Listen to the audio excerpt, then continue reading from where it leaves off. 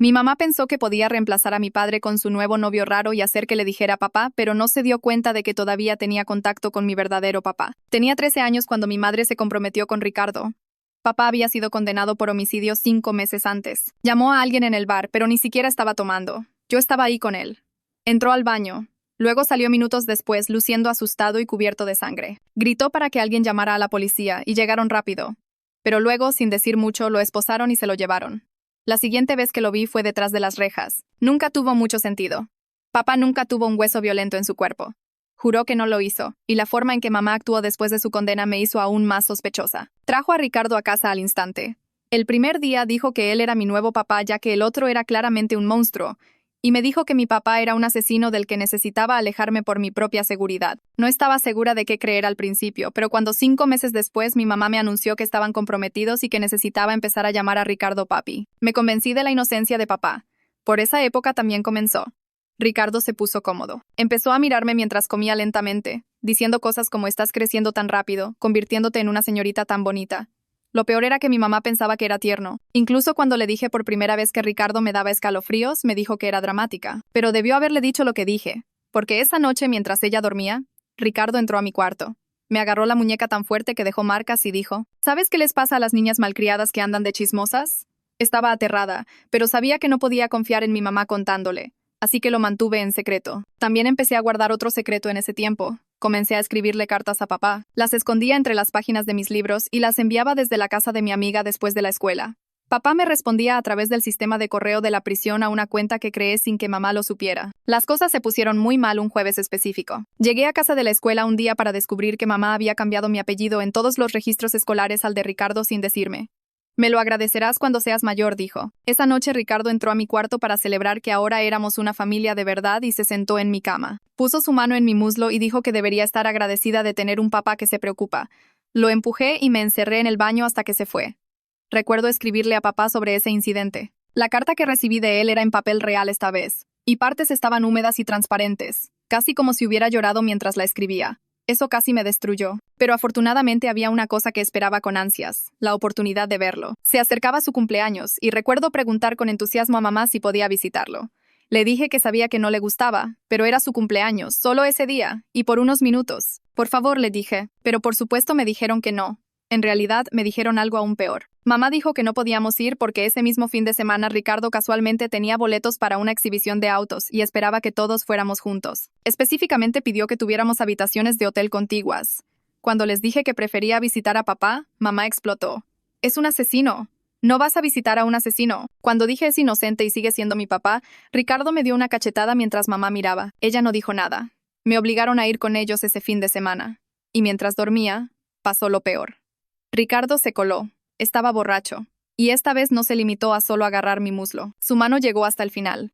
Nunca me había sentido tan asquerosa y humillada. Recuerdo viajar a casa destrozada. Y para empeorar las cosas, la semana que regresamos a casa, mi mamá encontró las cartas escondidas que había estado guardando de papá. Las quemó en el patio trasero, y como castigo por comunicarme con él, quitó la puerta de mi habitación de sus bisagras para monitorearme. Por supuesto, Ricardo aprovechó esto. Se paraba en el marco de la puerta por las noches viéndome dormir.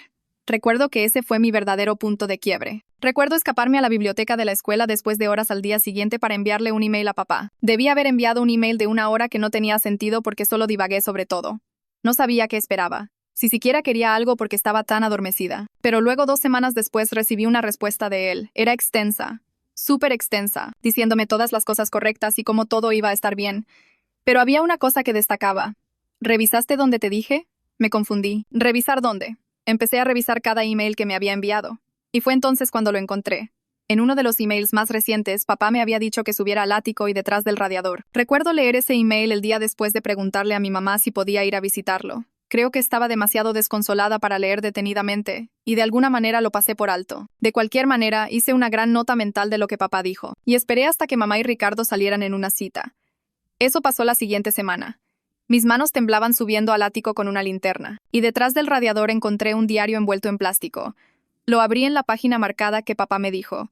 Estaba fechado semanas antes del arresto de papá, y con la letra de papá decía: «Han pasado algunas semanas desde que descubrí a Laura y Ricardo escapándose al bar. No sé cómo confrontarla. Estaba en shock, sorprendida, y fue entonces cuando escuché el sonido de un auto entrando a la cochera que heló mi sangre. Habían regresado temprano. El restaurante debió estar muy lleno. O tal vez habían tenido una pelea.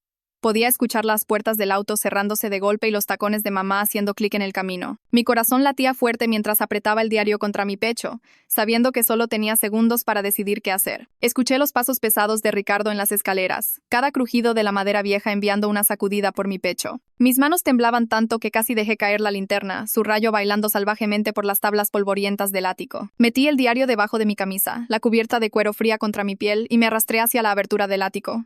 Pero fui demasiado lenta. La cabeza de Ricardo apareció por el agujero justo cuando llegué a la escalera, sus ojos oscuros bloqueándose inmediatamente con los míos. Me miró por un largo momento, su expresión ilegible en la luz tenue.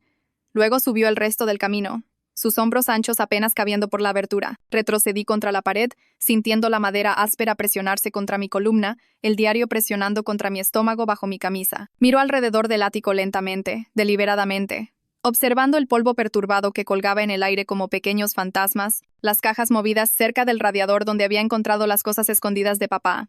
Preguntó qué estaba haciendo aquí arriba, su voz calmada pero con un filo que me erizó la piel. Le dije que estaba buscando mis viejos peluches de cuando era pequeña, tratando de mantener mi voz firme. No me creyó.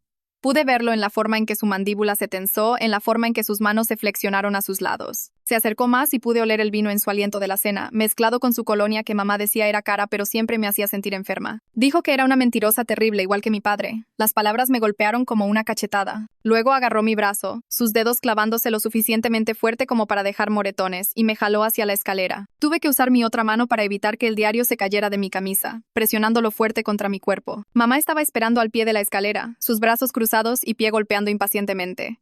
Se veía molesta, preguntando por qué andaba escabulléndome como una ladrona en mi propia casa. Ricardo le dijo que probablemente estaba escondiendo algo, sus manos aún agarrando mi brazo posesivamente. Sugirió que revisaran mi cuarto, y vi un destello de algo oscuro en sus ojos. Entré en pánico y dije que solo quería encontrar mi viejo osito de peluche porque no podía dormir. Las palabras salieron demasiado rápido, demasiado desesperadas. Mamá puso los ojos en blanco pero pareció creerlo, probablemente porque estaba cansada y no quería lidiar con más drama. Esa noche esperé hasta escucharlos roncar a ambos, el ronquido profundo de Ricardo mezclándose con la respiración más suave de mamá. La casa se asentó en sus crujidos y gemidos nocturnos mientras escondía cuidadosamente el diario dentro de mi funda de almohada, sintiendo las esquinas clavarse en mi mejilla cuando me acosté. No podía arriesgarme a leer más con Ricardo revisándome cada hora, su sombra apareciendo en mi puerta como un reloj. La siguiente mañana era sábado. Mamá hizo hotcakes como si nada hubiera pasado, tarareando desafinada alguna canción de la radio. La normalidad de todo me revolvió el estómago. Ricardo siguió mirándome fijamente desde el otro lado de la mesa, sus ojos siguiendo cada movimiento mientras empujaba la comida por mi plato. Me disculpé para usar el baño y llevé el diario conmigo, escondiéndolo en el tanque del inodoro envuelto en una bolsa de plástico que encontré debajo del lavabo. El agua estaba fría en mis brazos mientras lo colocaba cuidadosamente adentro. En la escuela el lunes me escabullí al laboratorio de computación durante el almuerzo, diciéndoles a mis amigas que tenía que terminar una tarea. El cuarto estaba vacío excepto por el zumbido de las computadoras viejas y el tic-tac del reloj de pared. Empecé a tomar fotos de cada página del diario con mi teléfono, angulándolo para evitar el reflejo de las luces fluorescentes. Mis manos aún temblaban, haciendo algunas fotos borrosas. Las entradas retrocedían años, la letra familiar de papá volviéndose más frenética con el tiempo. Papá escribió sobre sus sospechas, sobre ver el auto de Ricardo a horas raras estacionado en la calle, sobre mamá actuando extraña y distante. Una entrada mencionaba encontrar un recibo de un motel en la bolsa de mamá cuando buscaba chicle. Otra hablaba de Ricardo apareciendo en el bar durante los turnos de papá, siempre observando desde un rincón, siempre al acecho como un depredador estudiando a su presa. Subí todo a una cuenta en la nube que hice con un nombre falso, mi corazón latiendo mientras la barra de progreso se llenaba lentamente. Luego borré las fotos de mi teléfono, revisando 2 veces para asegurarme de que realmente se habían ido. Sabía que Ricardo podría revisarlo. Había estado revisando mis cosas más últimamente. Cuando llegué a casa ese día, estaba esperando en mi cuarto, sentado en mi cama como si fuera dueño del lugar. Había revisado todo. Mis cajones estaban volcados, ropa esparcida por el piso como hojas caídas. Mi colchón estaba volteado, el somier expuesto. Incluso mi vieja caja de joyas estaba vacía, collares baratos y pulseras de la amistad enredados juntos. Preguntó dónde estaba, su voz peligrosamente tranquila. Me hice la tonta, preguntando de qué hablaba, tratando de parecer confundida en lugar de aterrada. Agarró mis hombros y me sacudió fuerte, mis dientes chocando. Dijo que sabía que había encontrado algo en el ático, que no era estúpido. Mamá llegó a casa entonces, sus llaves tintineando mientras gritaba «Hola». Preguntó qué estaba pasando, examinando la destrucción de mi cuarto con las cejas levantadas.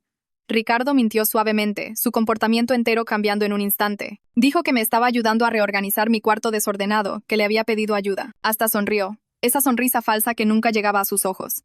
Ella le creyó como siempre, probablemente porque era más fácil que hacer preguntas.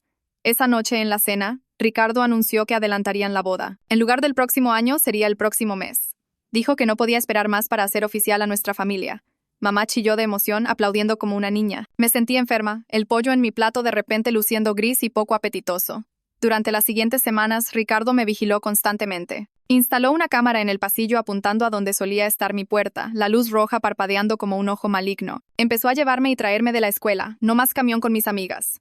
Esperaba en el estacionamiento, motor encendido, observando a todos los que hablaban conmigo. Tomaba mi teléfono por las noches, poniéndolo en su mesa de noche donde no podía alcanzarlo, pero seguí trabajando durante el día. Imprimí páginas del diario en la escuela y las escondí en mi casillero, pegándolas detrás de libros viejos. Necesitaba ayuda, pero no sabía en quién confiar. Mi maestra parecía ajena, mis amigas no entenderían.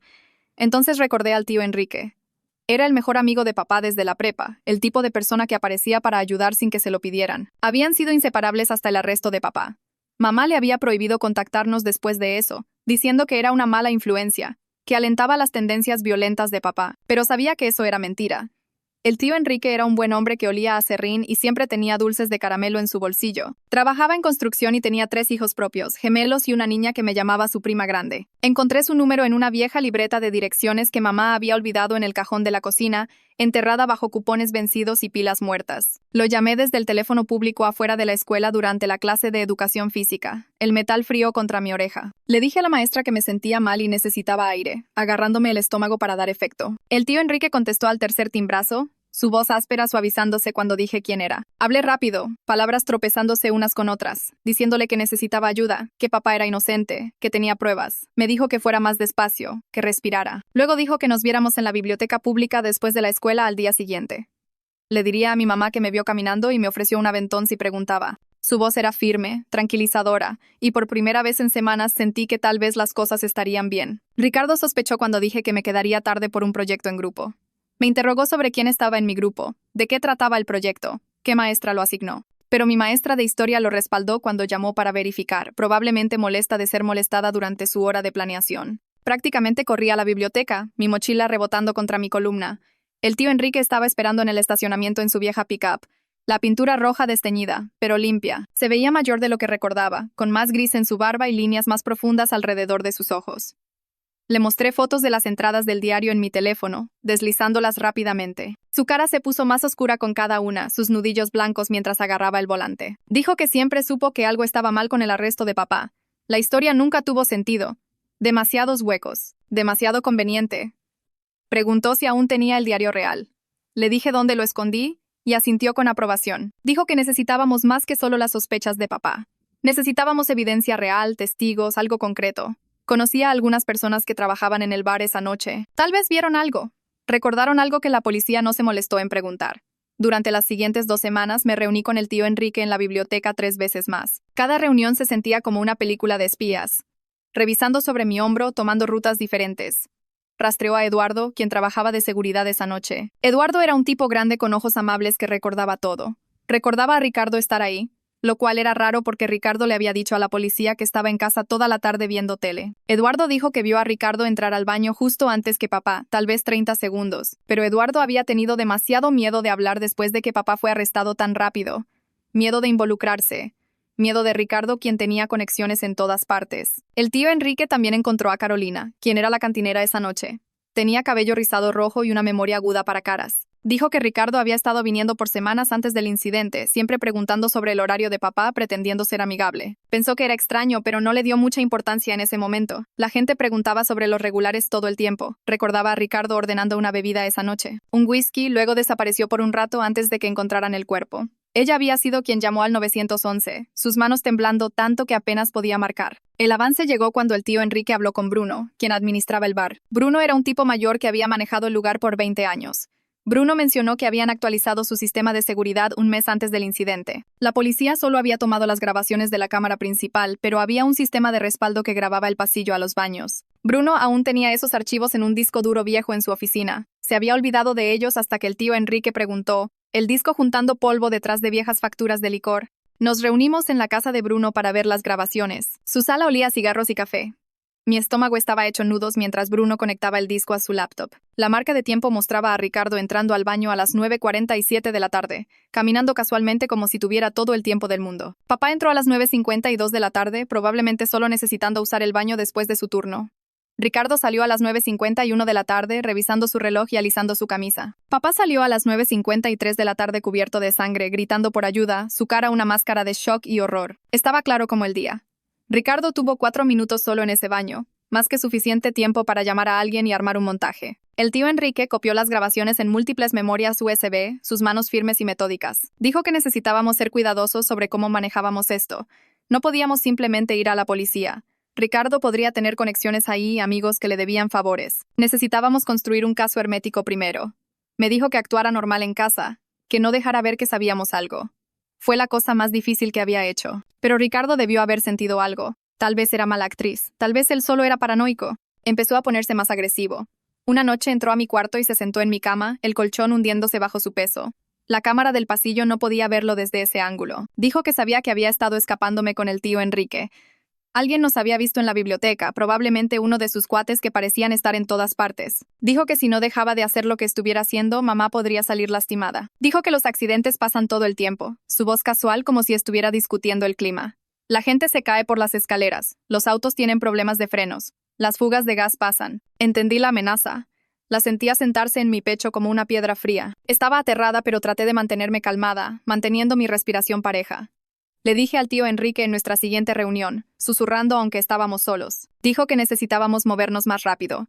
Había estado en contacto con el abogado de papá, mostrándole lo que habíamos encontrado. El abogado estaba emocionado pero cauteloso. Dijo que también necesitábamos el diario original. Fortalecería el caso. Probaría que las fotos no estaban alteradas. Le dije que lo conseguiría, aunque el pensamiento me daba ganas de vomitar.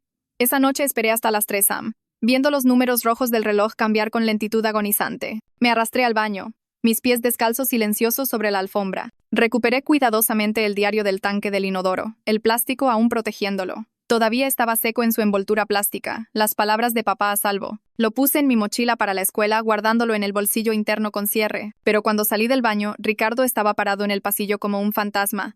Preguntó qué estaba haciendo despierta, sus ojos brillando en la oscuridad. Dije que me sentía mal, agarrando mi estómago. Me miró por un largo momento, luego me dejó pasar. Sentí sus ojos en mi espalda todo el camino a mi cuarto. A la mañana siguiente mi mochila no estaba. La encontré en la cocina, vacía, su contenido esparcido por la mesa. Ricardo estaba sentado en la mesa con el diario frente a él, hojeando páginas con interés teatral. Mamá lo estaba leyendo, su cara pálida y confundida. Ricardo le había dicho que había estado escribiendo historias de fantasía sobre él, que estaba perturbada, que necesitaba ayuda. Empezó a señalar entradas específicas, diciendo, «Mira cómo está tratando de copiar la letra de tu esposo. ¿Ves cómo te menciona a ti y a mí juntos?» Esto es claramente su fantasía enfermiza de separarnos. La confusión de mamá se convirtió en enojo mientras Ricardo seguía hablando, tejiendo sus mentiras con suficiente verdad para hacerlas creíbles. Mamá le creyó. Dijo que estaba decepcionada de mí, que inventar mentiras sobre Ricardo era enfermizo, que pensó que estaba lidiando mejor con la ausencia de papá. Traté de decirle que era el diario de papá, pero no escuchaba. Dijo que obviamente estaba falsificando la letra de papá para incriminar a Ricardo, porque no podía aceptarlo como mi nuevo padre. Dijo que necesitaba terapia, tal vez incluso un internado especial para adolescentes problemáticas. Ricardo sugirió que su primo manejaba uno en otro estado, muy estricto, muy aislado. Bueno para arreglar niños problema que dicen mentiras y causan problemas. La forma en que lo dijo heló mi sangre. Sentí las paredes cerrándose, el cuarto girando ligeramente. Ese día en la escuela encontré la camioneta del tío Enrique en el estacionamiento a la hora del almuerzo. Me subí y me quebré llorando mientras le contaba lo que pasó. Dijo que no me preocupara, aún teníamos las grabaciones, pero cuando llegué a casa esa tarde mi teléfono no estaba en mi mochila. Ricardo lo tenía. Revisó todo y encontró mi cuenta en la nube, adivinando la contraseña después de 3 intentos. Me hizo ver mientras borraba todas las fotos del diario, sus dedos apuñalando la pantalla con satisfacción viciosa. Dijo que las copias del tío Enrique no importarían sin el original para verificarlas. Dijo que las fotos podían ser falsificadas, que cualquier abogado decente argumentaría que estaban alteradas sin el diario original para comparar la letra. Las grabaciones del bar eran diferentes. Esas eran de un sistema de seguridad oficial con marcas de tiempo que podían ser verificadas. Pero letra y fotos, demasiado fácil de falsificar. Esa noche mamá me dijo que me iría a un internado el lunes. Este lugar especial me ayudaría a lidiar con mis delirios sobre Ricardo. Ya había llamado a la escuela. Me estaban esperando. Estaba a 1000 kilómetros en las montañas. No se permitían teléfonos. sin contacto externo los primeros 6 meses para evitar influencias negativas. Me di cuenta de que este era el plan de Ricardo para callarme para siempre, para hacerme desaparecer sin realmente matarme. Logré escaparme el sábado por la mañana cuando mamá fue al súper y Ricardo estaba en la ducha. Podía escuchar el agua corriendo mientras abría cuidadosamente la puerta del frente. Corrí a la casa de Ashley y usé su teléfono para llamar al tío Enrique. La mamá de Ashley estaba en el trabajo y Ashley me cubrió, bendita sea. Le dije sobre el internado. Dijo que empacara una bolsa y nos viéramos en la biblioteca en 1 hora. Pero cuando regresé a casa, Ricardo estaba esperando en los escalones del frente.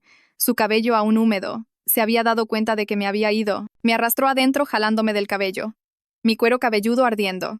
Mamá aún no había regresado. Me aventó contra la pared tan fuerte que tiró un portarretratos y dijo que había arruinado todo. Dijo que había trabajado demasiado duro para dejar que una mocosa destruyera sus planes. Dijo que papá merecía pudrirse en prisión, que había estado planeando esto por meses antes de esa noche en el bar. Dijo que mamá era fácil de manipular. Tan desesperada por atención después de que papá empezó a trabajar 2 empleos para pagar la hipoteca. Le pregunté por qué mató a ese hombre en el baño, necesitando escucharlo decirlo. Ricardo se rió, un sonido feo. Dijo que el tipo solo estaba en el lugar equivocado en el momento equivocado. Ricardo había entrado ahí para plantar un cuchillo ensangrentado que había preparado. Uno que tendría las huellas de papá de la cocina de casa. Pero el tipo borracho lo vio colocándolo cerca del lavabo y empezó a hacer preguntas, acercándose demasiado. Así que Ricardo tuvo que silenciarlo rápido y sucio usando ese mismo cuchillo. Luego, cuando papá entró minutos después para ayudar, fue perfecto. La sangre estaba fresca. Las huellas de papá quedaron en todo cuando trató de ayudar a la víctima. Trató de detener el sangrado. Y en el caos, Ricardo se guardó el arma homicida real en el bolsillo y dejó un cuchillo diferente en la escena. Uno que también había preparado pero que no se rastreaba hasta él. Estaba grabando todo en el teléfono de Ashley que había escondido en mi bolsillo. El botón de grabar presionado antes de que siquiera entrara. Ricardo no lo notó. Estaba demasiado ocupado despotricando sobre lo inteligente que había sido, cómo había usado guantes, cómo había estudiado el horario del bar por semanas. Dijo que después de que papá se fue, casarse con mamá era solo negocios inteligentes. Ella tenía un buen seguro de vida de su trabajo en el hospital. Y yo valdría aún más en seguro social si algo le pasaba a ella. Tal vez un accidente automovilístico, tal vez una caída, tal vez solo se pondría triste y tomaría demasiadas pastillas. Fue entonces cuando mamá entró. Había regresado temprano porque olvidó su cartera. Escuchó todo lo que Ricardo acababa de decir. Su cara se puso blanca como papel. Dejó caer las compras, naranjas rodando por el piso. Ricardo giró dándose cuenta de su error. Trató de retractarse, diciendo que lo había hecho enojar. Que no lo decía en serio, que solo estaba tratando de asustarme para corregirme, pero mamá había escuchado suficiente. El velo finalmente se había levantado. Ricardo dio un paso hacia ella y ella retrocedió, su mano alcanzando atrás. Le dijo que se fuera. Él dijo que estaba exagerando. Ella agarró un cuchillo de cocina del taco y le dijo que se fuera o llamaría a la policía. Ricardo se rió y dijo que no se atrevería. Demasiado escándalo, demasiada vergüenza. ¿Qué dirían los vecinos? Pero la mano de mamá estaba firme mientras sostenía el cuchillo. Por primera vez en meses, vi a la mamá que solía conocer. La que me protegía de las pesadillas y besaba las rodillas raspadas. Ricardo se dio cuenta de que iba en serio. Su cara cambió, la máscara finalmente cayendo completamente. Agarró sus llaves y cartera del mostrador. Pero antes de irse, se volteó hacia mamá y dijo que esto no había terminado. Dijo que sabía demasiado sobre ella. Sobre las aventuras que había tenido antes con papá cuando recién se habían casado. Sobre el dinero que había robado de los ahorros de papá para cubrir sus deudas de compras. Dijo que si iba a la policía destruiría su reputación. Luego se fue, azotando la puerta tan fuerte que las ventanas temblaron y los cuadros restantes cayeron de las paredes. Mamá colapsó en el piso llorando, su cuerpo temblando con sollozos. Me senté junto a ella y le mostré la grabación en el teléfono de Ashley. Escuchó la confesión de Ricardo otra vez, su cara desmoronándose más con cada palabra. Seguía diciendo que lo sentía, que había sido tan estúpida, que nos había fallado a mí y a papá. Le dije que necesitábamos llamar a la policía ahora, pero tenía miedo de las amenazas de Ricardo. Miedo de perder todo. Llamé al tío Enrique en su lugar. Vino en minutos con las grabaciones del bar en una memoria USB. Sentamos a mamá en la mesa de la cocina y le mostramos todo. Las entradas del diario de las que había guardado capturas de pantalla. Las grabaciones de seguridad mostrando los movimientos de Ricardo. Las declaraciones de testigos que había recolectado y tenía notariadas. Mamá vomitó cuando se dio cuenta de que había estado durmiendo al lado del asesino de papá por meses, que había estado planeando una boda con él. Finalmente aceptó llamar a la policía. 2 detectives vinieron a tomar nuestras declaraciones. Fueron profesionales pero amables, ofreciéndole pañuelos a mamá y hablándome con suavidad. Escucharon la grabación de la confesión de Ricardo múltiples veces. Vieron las grabaciones del bar en nuestra laptop. Tomaron el diario como evidencia, manejándolo cuidadosamente con guantes. Un detective dijo que habían tenido dudas sobre el caso de papá de todos modos.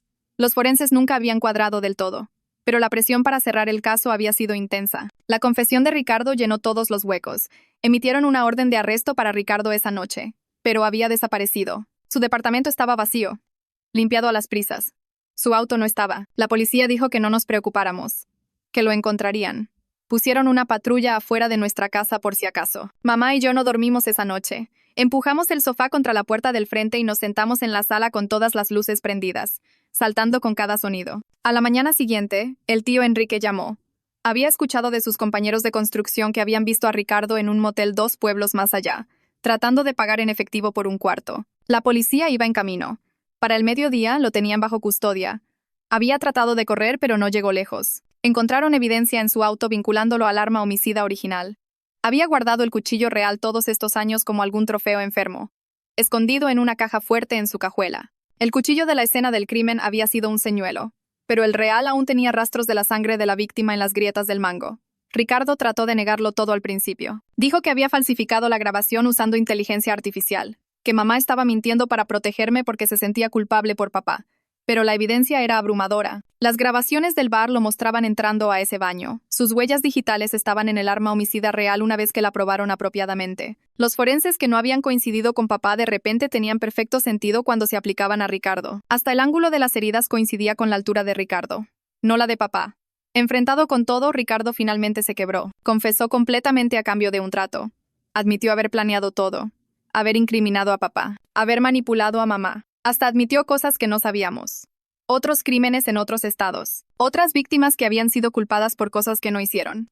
El detective dijo que Ricardo era un depredador serial que había estado saliéndose con la suya por años, moviéndose de lugar en lugar, siempre encontrando mujeres vulnerables con hijos. El abogado de papá solicitó una apelación de emergencia basada en la nueva evidencia. El juez revisó todo y ordenó la liberación inmediata de papá. Después de 8 meses en prisión por un crimen que no cometió, papá venía a casa. Mamá y yo manejamos a recogerlo. El viaje fue silencioso excepto por la radio sonando suavemente.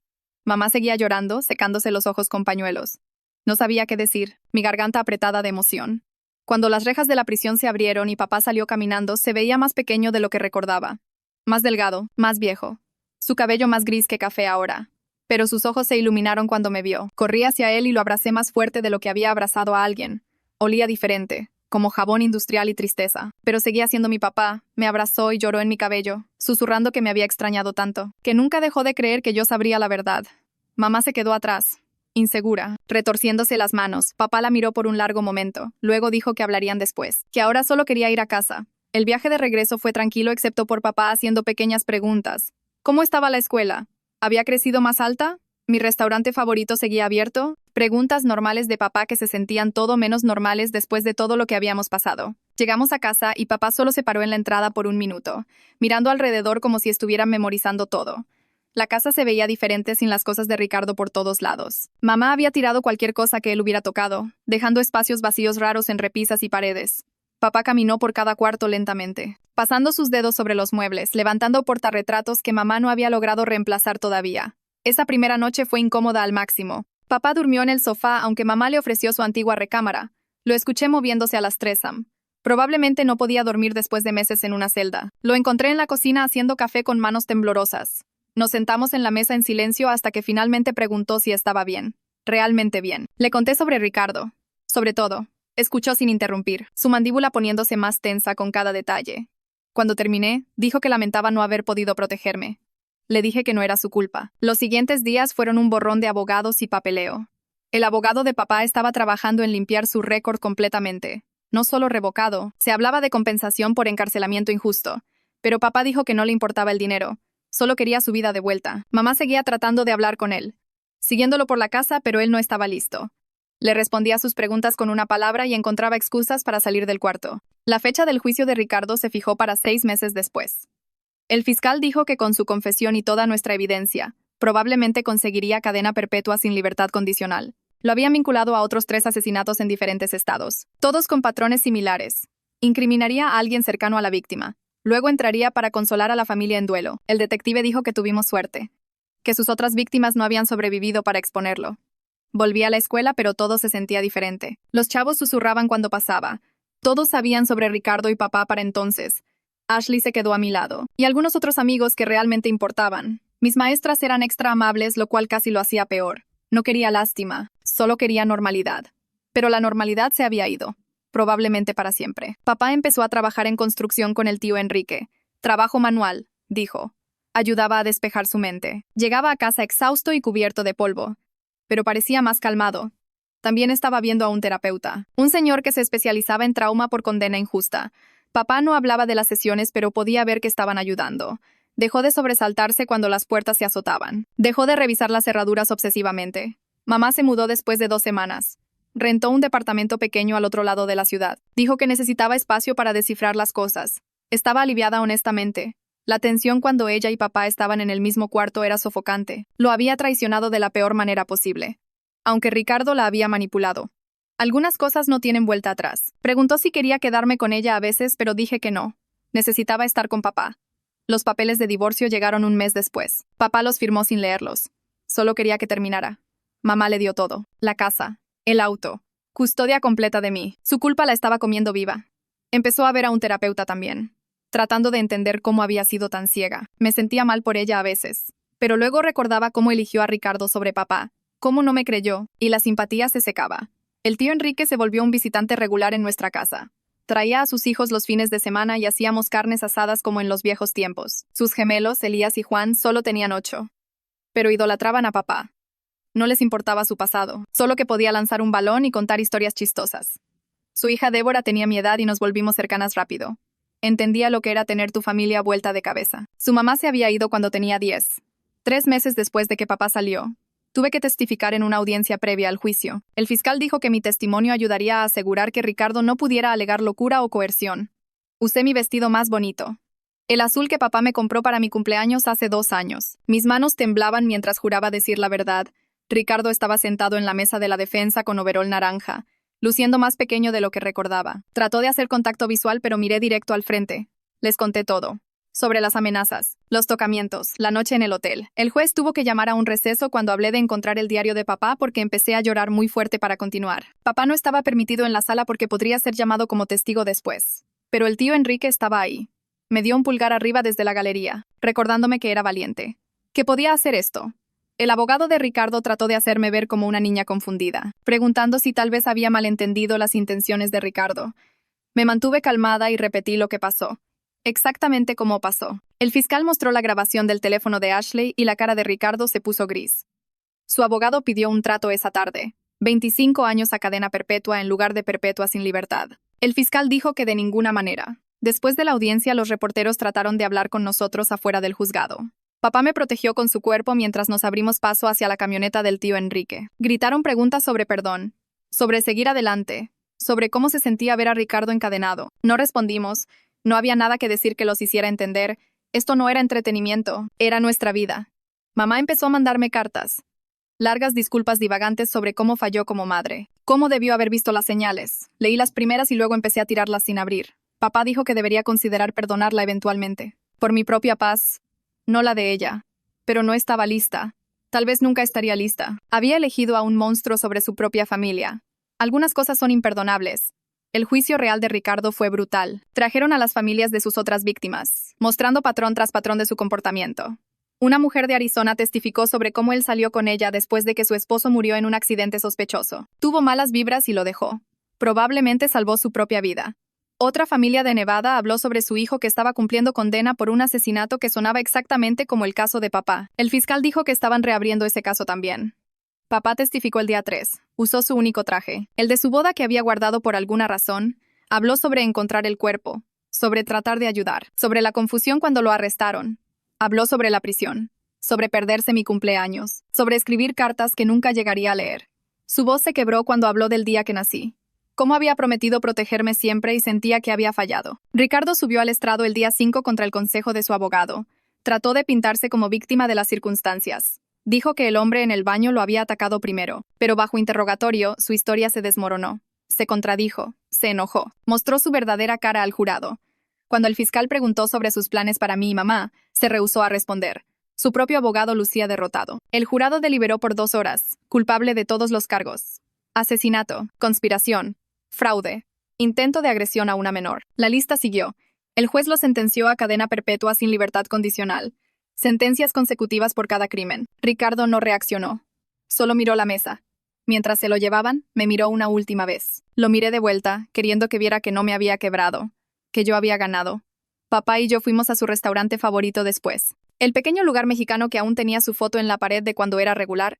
El dueño lo abrazó y dijo que la comida corría por su cuenta. Comimos en silencio cómodo. Ambos exhaustos pero aliviados. Había terminado. Realmente terminado. Ricardo moriría en prisión y podíamos empezar a reconstruir. Mamá trató de venir a la casa la siguiente semana.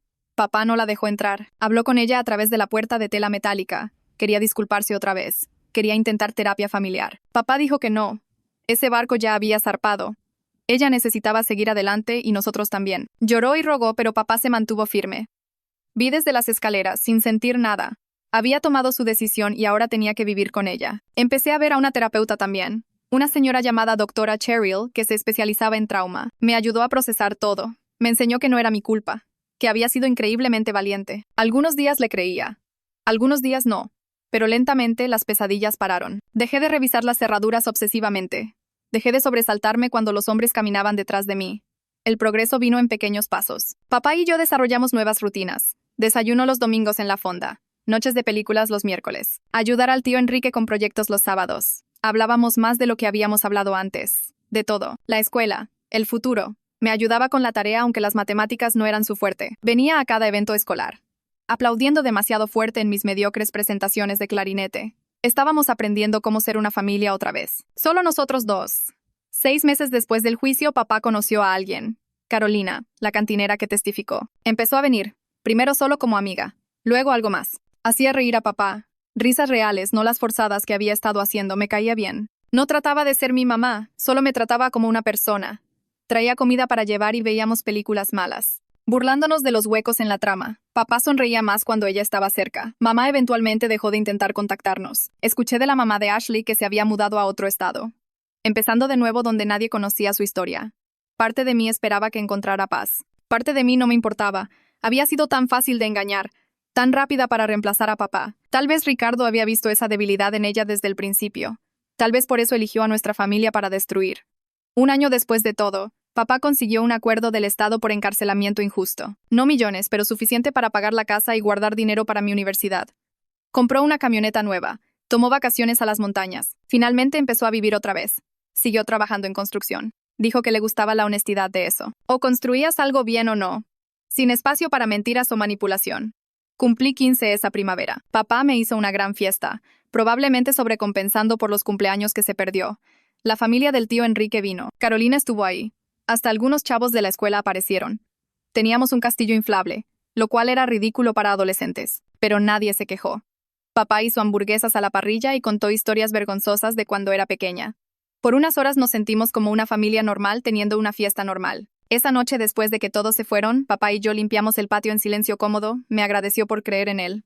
Por nunca rendirme. Le dije que siempre supe que era inocente. Que no era capaz de lastimar a nadie. Me abrazó fuerte y dijo que le había salvado la vida. Ambos lloramos un poco, pero era el tipo bueno de lágrimas. El tipo que sana. La vida siguió. Entré al cuadro de honor. Empecé a salir con un buen chavo llamado Rodrigo de mi clase de química. Papá amenazó con limpiar su escopeta cuando Rodrigo vino. Pero estaba bromeando. Más o menos. Carolina se mudó después de 1 año, trayendo a su gato el señor Bigotes, quien inmediatamente reclamó la silla de papá. Nos volvimos una familia rara, construida sobre trauma compartido, pero sostenida por elección y amor. Ricardo murió en prisión 2 años después. Ataque al corazón. Decía la carta. Tenía 43. No sentí nada cuando lo leí. Solo cerré la carta y volví a mi tarea. Papá preguntó si estaba bien, y dije que sí, realmente lo estaba. Ricardo había estado muerto para mí desde el día que lo sentenciaron. Su muerte real solo era papeleo, nada más. Mamá mandó una tarjeta para mi cumpleaños 18, solo firmada con cariño, mamá, sin dirección de retorno. La guardé por alguna razón. Guardada en el cajón de mi escritorio con otras cosas que no podía tirar. Papá dijo que tal vez algún día querría encontrarla, hacer las paces. Tal vez tenía razón. O tal vez algunos puentes debían quedarse quemados. El tiempo diría. Entré a la universidad con beca completa. Planeando estudiar justicia criminal, tal vez convertirme en abogada, ayudar a otras familias destrozadas por mentiras. Papá lloró en la graduación, avergonzándome frente a todos. Carolina tomó 1 millón de fotos mientras la familia del tío Enrique vitoreaba desde las gradas. Mi familia elegida, la que se quedó a mi lado cuando todo se desmoronó. La noche antes de irme a la universidad, papá y yo nos sentamos en el columpio del porche, viendo luciérnagas. Me dijo que estaba orgulloso de mí, que me había convertido en una mujer joven increíble a pesar de todo. Le dije que lo quería, que era el mejor papá que alguien podría pedir. Nos sentamos en silencio cómodo, sin necesidad de más palabras. Habíamos sobrevivido lo peor imaginable y salimos más fuertes. Eso era suficiente. Viendo hacia atrás ahora, a veces me pregunto qué hubiera pasado si no hubiera encontrado el diario de papá esa noche, si Ricardo hubiera logrado mandarme lejos, si mamá se hubiera casado con él, si papá hubiera muerto en prisión creyendo que a nadie le importaba. Pero sí lo encontré. Sí luché de vuelta. Y a veces eso es todo lo que puedes hacer. Luchar por la verdad y esperar que alguien escuche. En nuestro caso, finalmente lo hicieron.